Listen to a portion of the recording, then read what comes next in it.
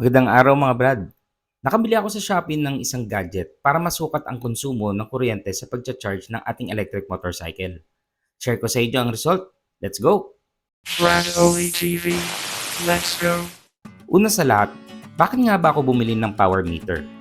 First reason ko is to get the actual kilowatt hour reading sa aking pagcha-charge. Second reason is to get the actual cost sa aking pag-charge based sa aming actual cost per kilowatt hour charge ng Meralco. Kasi unang-una, hindi tayo pare-pareho ng cost per kilowatt hour kasi ang Meralco ay may bracketing system sa pag-charge sa atin. Lastly, para magkaroon ng baseline sa actual cost ko sa paggamit ng aking electric motorcycle. So ito yung mga nakuha kong results. Starting reserve energy ko based sa aking BMS ay 37.8 ampere hour. Normally, nagcha-charge ako around 12 to 20 AH pero for this test, i-charge na natin.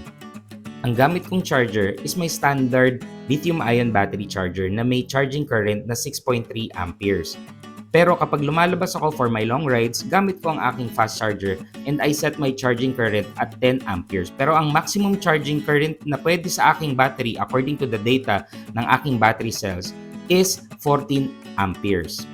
I also entered our actual Meralco rate nung huling billing period namin, which is 13.49 pesos per kilowatt hour. So after ng 5 hours and 48 minutes, ito ang aking mga nakuha.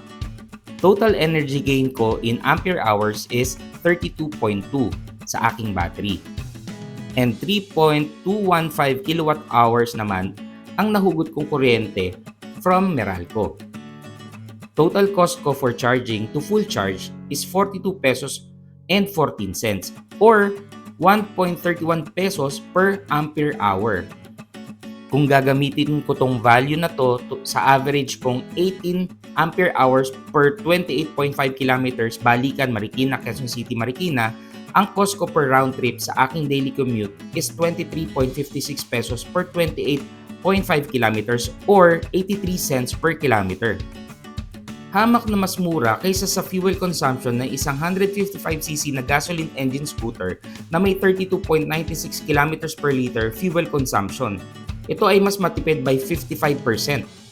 So yun lang po ang aking may share sa inyo based sa mga data na nakuha ko regarding sa cost of charging ng ating electric motorcycle.